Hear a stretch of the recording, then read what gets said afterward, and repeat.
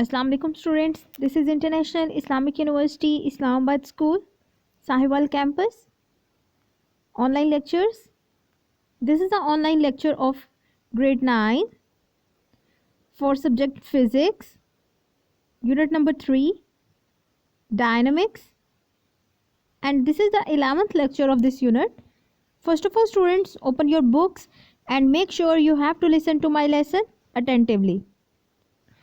In this lesson, now I will tell you about what is uniform circular motion. आज का हमारा topic है uniform circular motion. जी, we come across many things in our daily life that are moving along circular path. Take a small stone, tie it at one end of the string and keep the other end of the string in your hand as shown in the figure. अब आपके पास बहुत सी आपकी daily life में बहुत सी examples ऐसी होती हैं जो ऑब्जेक्ट्स जो हैं वो सर्कुलर मोशन में मूव कर रहे होते हैं. वो जो ऑब्जेक्ट्स जो हैं, जो मोशन जो है वो सर्कुलर में पाथ में मूव कर रही होती हैं, उन मोशंस को हम कहते हैं सर्कुलर मोशन. अब यूनिफॉर्म सर्कुलर मोशन हमारे पास क्या होती है? यूनिफॉर्म सर्कुलर मोशन हमारे पास वो मोशन होती है सर्कुलर जो कि हर पाथ पे, मतलब हर पॉइंट पे जो उसकी सर्कुलर मोशन है वो इक्वल होगी. यूनिफॉर्म का मतलब क्या होता है कि हर पॉइंट पे जो सर्कुलर मोशन होगी, जो भी उसकी मोशन है वो कांस्टेंट होगी. ठीक है, तो सर्कुलर मोशन हमारे पास क्या मोशन होती है? वो मोशन जो सर्कुलर पाथ में मूव करे, वो मोशन क्या होती है? Circular motion. अब वो कहते हैं कि आपकी डेली लाइफ में बहुत सी एग्जांपल्स हैं सर्कुलर मोशन की. आप एग्जांपल लेंगे, आप एक स्टोन लें छोटा सा, और उसका एक एंड जो है वो आप स्ट्रिंग के साथ लगा दें, टाई कर दें, और जो सेकंड एंड है स्ट्रिंग का वो आप अपने हाथ में पकड़ लें और फिर उसको सर्कुलर मूव करना शुरू कर दें, जैसे आप ये पिक्चर में देख सकते हैं. अब एक एग्जांपल तो उन्होंने ये ले ली, तो वो हमारे पास क्या होगा कि इस बॉडी में हमारे पास क्या होगा, ये स्ट्रिंग जो है वो सर्कुलर मोशन मूव करेगा. वो जो आपके पास स्टोन है उसको सर्कुलर में मूव करवाएगा. क्यों? अब क्वेश्चन ये है कि अगर आप यूनिफॉर्मली मूव कर रहे हैं तो इसका मतलब है कि वहाँ पे तो लीनियर फोर्स होगी, और लीनियर में आपके पास क्या होता है? ड्यू टू इनर्शिया जो है वो आपके पास लीनियर होगी.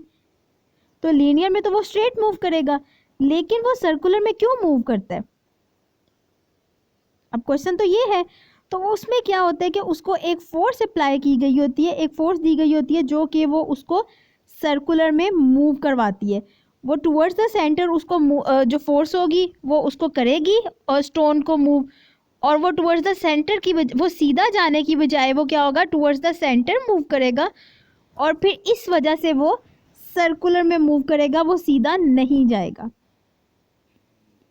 अब सेकेंड आपके पास एग्जाम्पल है अर्थ और मून की.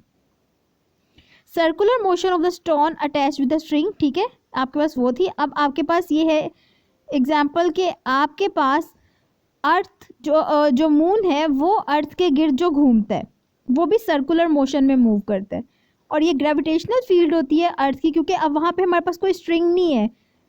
अर्थ के और मून के साथ कोई स्ट्रिंग तो अटैच नहीं है ना जो उसको सर्कुलर में मूव करता है. ग्रेविटेशनल फील्ड होती है जो मून को है वो अर्थ के गिर्द सर्कुलर मोशन में मूव करवाती है. ठीक है. Now rotate the stone holding the string. The stone will move in a circular path. The motion of the stone will be called as circular motion. Similarly motion of the moon around the earth is circular motion. अब वो यही चीज़ कह रहे हैं कि अब आपने stone को क्या करना है कि अपने स्टोन को रोटेट करना है. ठीक है, स्ट्रिंग से आपने जैसा ही घुमाना है, जैसा उन्होंने पिक्चर में दिखाया हुआ है. आप ये एग्जांपल जो प्रैक्टिकल है ये खुद भी परफॉर्म कर सकते हैं. उसके बाद वो कह रहे हैं कि अगर आप देखें तो स्ट्रिंग जो स्टोन है वो क्या करेगा? सर्कुलर पाथ में मूव करेगा. तो जो ये मोशन होगी स्टोन की उसको हम क्या कहेंगे? Circular motion. इससे आप कह सकते हैं कि जो ऑब्जेक्ट सर्कुलर पाथ में मूव करेगा उस मोशन को हम क्या कहेंगे? Circular motion. इसी तरह से उन्होंने एग्जाम्पल नेक्स्ट कहा है कि जो मून है वो भी अर्थ के गिर्द जो अराउंड अर्थ के गिर्द मूव कर रहा है, वो भी हमारे पास क्या उसकी मोशन है, सर्कुलर मोशन। अब डेफिनेशन आपको बताई गई है, the motion of an object in a circular path is known as circular motion. ठीक है, अब नेक्स्ट आपके पास टॉपिक है सेंट्रीपिटल फोर्स। सेंट्रीपिटल फोर्स हमारे पास क्या होती है। अब क्वेश्चन ये आता है कि हमारे पास जो बॉडी है, जैसे आपको पीछे स्टोन की एग्जांपल दी थी, अब वो स्टोन जब आप उसे मूव करते हैं तो उसको तो सीधा जाना चाहिए था, उसको तो यूनिफॉर्मली मूव कर रहा है तो वो तो लीनियर जाना चाहिए था, क्योंकि उसके ऊपर ड्यू टू इनर्शिया वो तो सीधा जाना चाहिए था, लेकिन वो सर्कुलर में क्यों मूव करते हैं। जी, अब इसमें यह है कि एक बॉडी को जो है एक फोर्स अप्लाई की जाती है जो टूवर्ड्स द सेंटर होती है, और वो जो टूवर्ड्स द सेंटर फोर्स आती है वो बॉडी को स्ट्रेट मूव करने की बजाय वो क्या करेगी, सर्कल में मूव करवाएगी टूवर्ड्स द सेंटर। अब देखते हैं, consider a body tied at the end of the string moving with uniform speed in a circular path. A body has the tendency to move in a straight line due to inertia. Then why does the body move in a circle? The string to which the body is tied keep it to move in a circle by pulling the body towards the center of the circle. The string pulls the body perpendicular to its motion as shown in the figure 3.26. वही चीज़ जो मैंने आपको अभी explain की है कि जो body है उस पर एक फोर्स लगती है, जो वो फोर्स होती है टूवर्ड्स द सेंटर होती है, और उस टूवर्ड्स द सेंटर की वजह से वो जो स्ट्रिंग है वो हमारे पास किसकी तरफ मूव करता है, सर्कुलर पाथ में मूव करेगा। अदरवाइज तो इनर्शिया की वजह से वो तो स्ट्रेट लाइन में मूव करना चाहिए। उस फोर्स को जो टुवर्ड्स द सेंटर होती है उस फोर्स को हम स्टूडेंट सेंट्रीपिटल फोर्स कहते हैं। ठीक है, अब आप देख सकते हैं कि हमने क्या कहा था कि हमारे पास जो हर पॉइंट पे जो उसकी मोशन होगी, जो उसकी फोर्स होगी वो इक्वल होगी। ठीक है, अब सेंट्रीपिटल फोर्स जो है is always directed towards the centre of the circle and has no component in the direction of motion. अब वो कह रहे हैं कि जो सेंट्रीपिटल फोर्स है वो हमेशा हमारे पास टुवर्ड्स द सेंटर होगी। ठीक है, अब फॉर एग्जांपल अगर मैं यहाँ पे और सेंट्रीपिटल फोर्स को हम FC से डिनोट करते हैं। अब वो कह रहे हैं कि अगर हम इस पॉइंट पे लिखें, इस पॉइंट पे आपके पास वो जो फोर्स है, ठीक है, वो क्या है, टुवर्ड्स द सेंटर, या आप देख सकते हैं कि वो सेंटर की तरफ जा रही है, लेकिन उसको तो मूव जो है वो बिल्कुल स्ट्रेट करना चाहिए था, क्योंकि ड्यू टू इनर्शिया उसको मूव करना चाहिए था स्ट्रेट, लेकिन सेंट्रीपिटल फोर्स जो है वो उसको सेंटर की टुवर्ड्स डायरेक्ट कर रही है, तो जिसकी वजह से वो बॉडी स्ट्रेट जाने की बजाय सर्कुलर में मूव करेगी।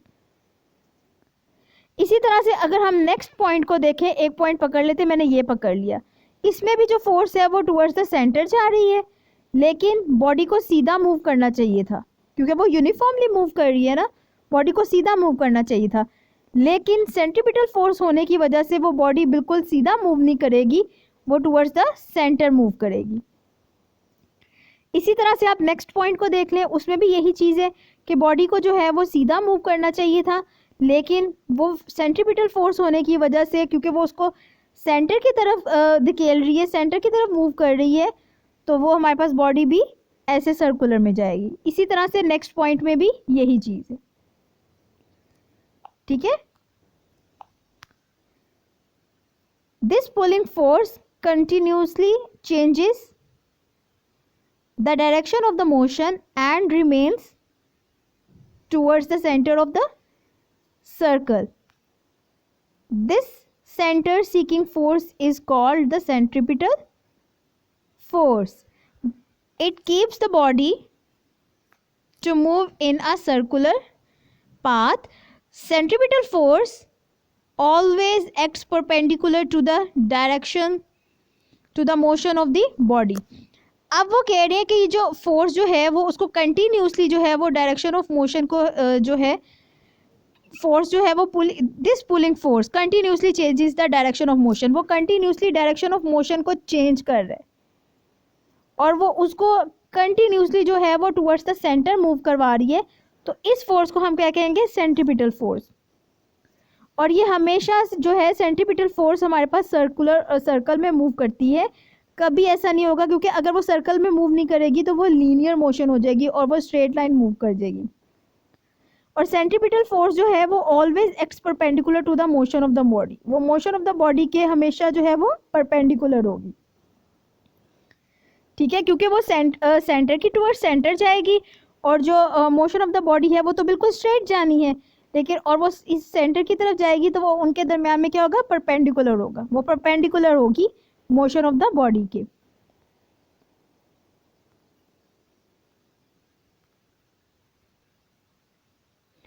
अब नेक्स्ट आपके पास centripetal force is the force that keeps the body to move in a circle. Centripetal force हमारे पास क्या है, वो फोर्स है जो बॉडी को सर्कल में मूव करवाती है, क्योंकि अगर सेंट्रीपिटल फोर्स नहीं होगी तो बॉडी हमारे पास सर्कल में मूव ही नहीं करेगी, वो तो बिल्कुल सीधी चली जाएगी। Let us study the centripetal forces in the following examples. अब आपके पास एग्जांपल है कि स्ट्रिंग की ही हम एग्जांपल लेते हैं कि आपने एक कॉर्नर जो है वो स्ट्रिंग का अपने हाथ पे फिंगर पे बांध लिया और दूसरा आपने उसके साथ कोई स्टोन लगा दिए, टाई कर दिया। अब क्या होगा कि आप जब उसे घुमाएंगे तो उसमें क्या होगा, सेंट्रीपिटल फोर्स आ जाएगी और वो सेंट्रीपिटल फोर्स जो है वो बॉडी को या जो स्टोन है उसको सर्कुलर में मूव करवाएगी। लेकिन अगर आपका धागा टूट जाता है, अगर आपका धागा टूट जाता है तो उसमें सेंट्रीपिटल फोर्स नहीं होगी और वो क्या करेगा, धागा वो बिल्कुल स्ट्रेटली जो स्टोन है वो गिर जाएगा और वो स्ट्रेट मूव कर जाएगा। A string provide necessarily centripetal force, जो string है वो centripetal force provide कर रहा है। A string is unable to provide the required centripetal force। अब यहाँ पे देखें A पार्ट में centripetal force जो है वो string provide कर रहा है, B में देखें अब string जो है वो उस पर centripetal force से provide नहीं कर रहा, क्योंकि धागा तो टूट गया है तो इसलिए उसमें centripetal force नहीं रहेगी। Figure 3.27 shows a stone tied to one end of the string, rotating in a circle. The tension in the string provides the necessary centripetal force. It keeps the stone to remain in the circle.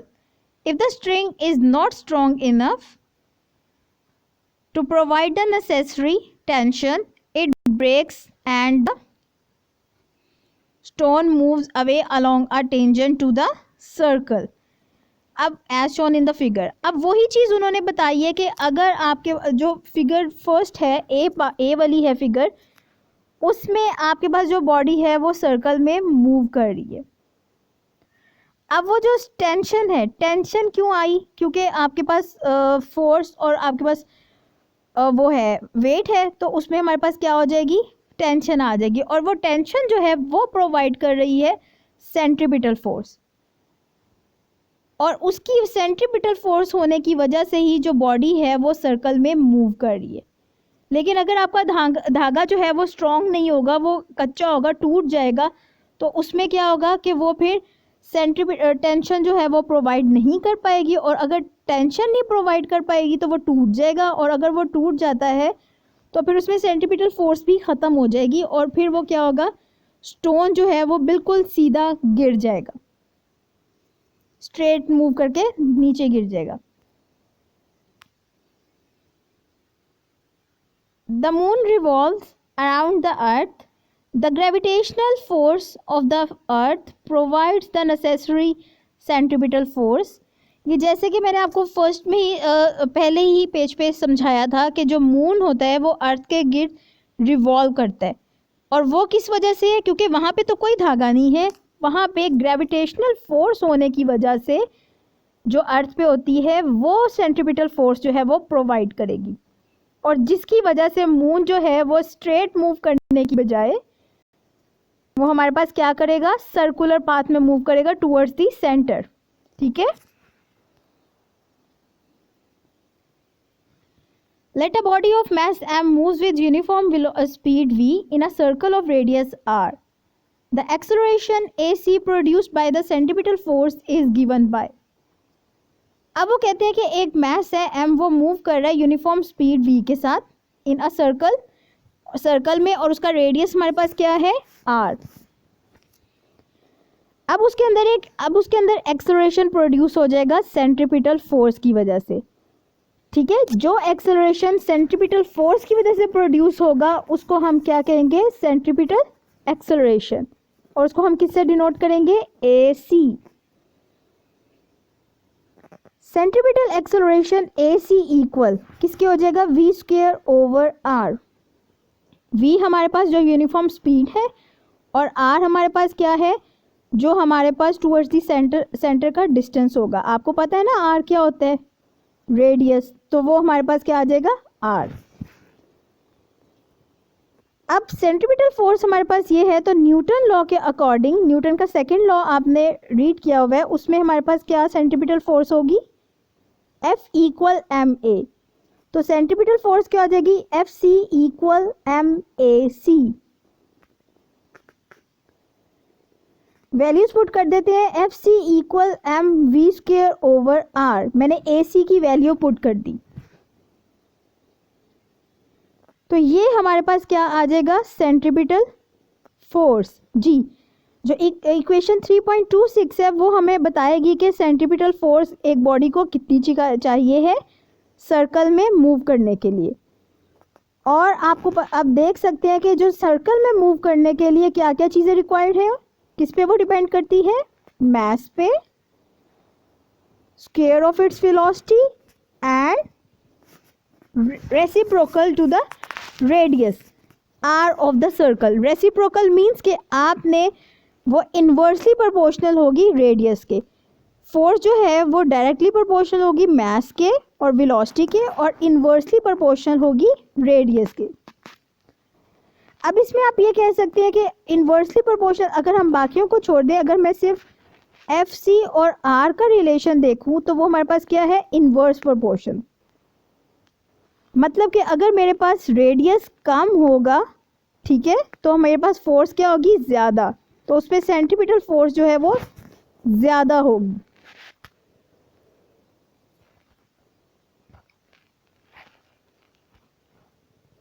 Now next आपके पास है centrifugal force. अब हमारे पास centrifugal force क्या होती है। अब एक stone है जो आपकी फिगर में शो किया गया हुआ है कि वो स्ट्रिंग के साथ अटैच है।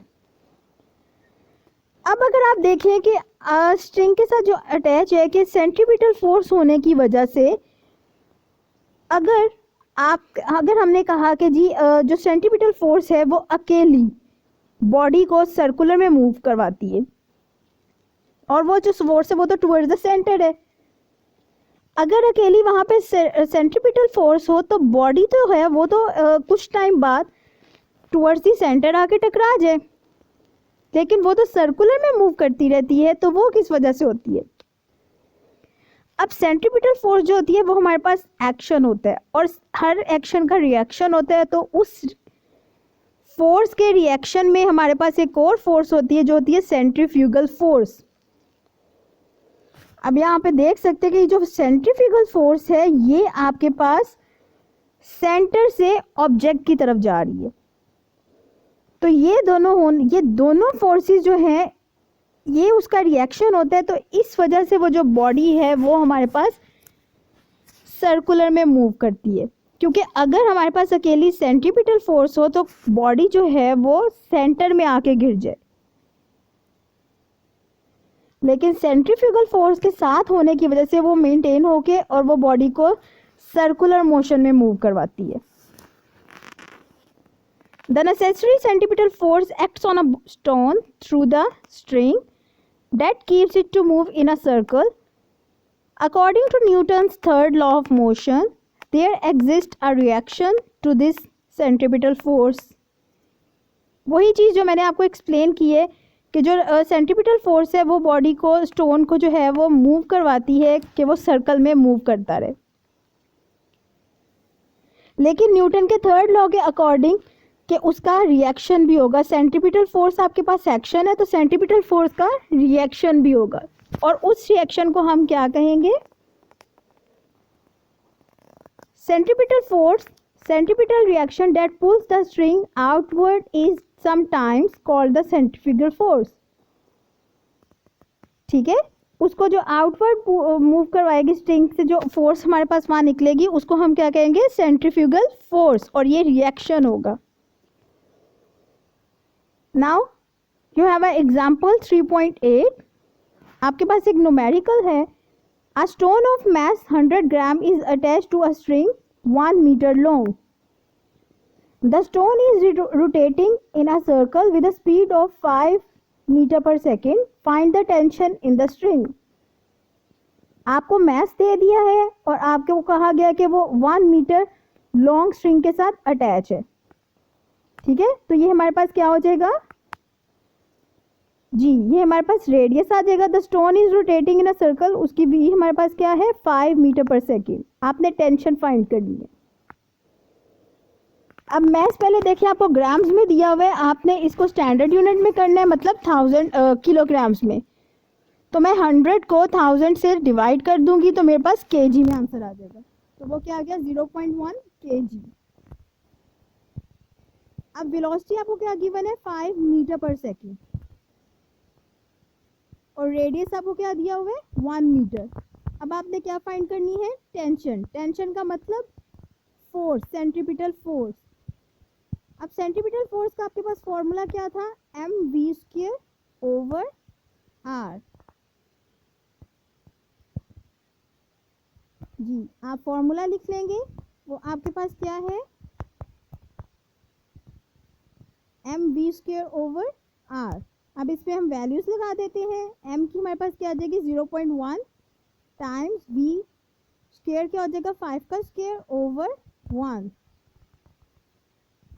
तो आप जब इसको कैलकुलेट करेंगे कैलकुलेटर पे तो आपके पास आंसर आ जाएगा 2.5. और फोर्स का हमारे पास यूनिट क्या होता है? न्यूटन. तो टेंशन हमारे पास क्या आ जाएगी? 2.5 Newton. Thus tension in the string will be equal to 2.5 Newton. तो ये आपका आंसर है. Now students, you have a homework. First of all, open your diary and write down today's date and the subject, that is physics, and write down your diary. And what's your diary? Yes, your diary is long questions 3.4 uniform circular motion and example 3.8. You have to learn both these topics. आपको ये topics just learn करने हैं और example की practice आपने अपने rough register पे करनी है. और जो टॉपिक है यूनिफॉर्म सर्कुलर मोशन, ये आप लोगों ने लर्न करना है. आपने अपने नीट रजिस्टर पे कुछ भी नहीं लिखना. आप लोगों ने जस्ट इन टॉपिक्स को लर्न करना है और एग्जाम्पल की प्रैक्टिस आपने अपने रफ रजिस्टर पे करनी है. Okay students, this is the end of our lesson. Allah Hafiz.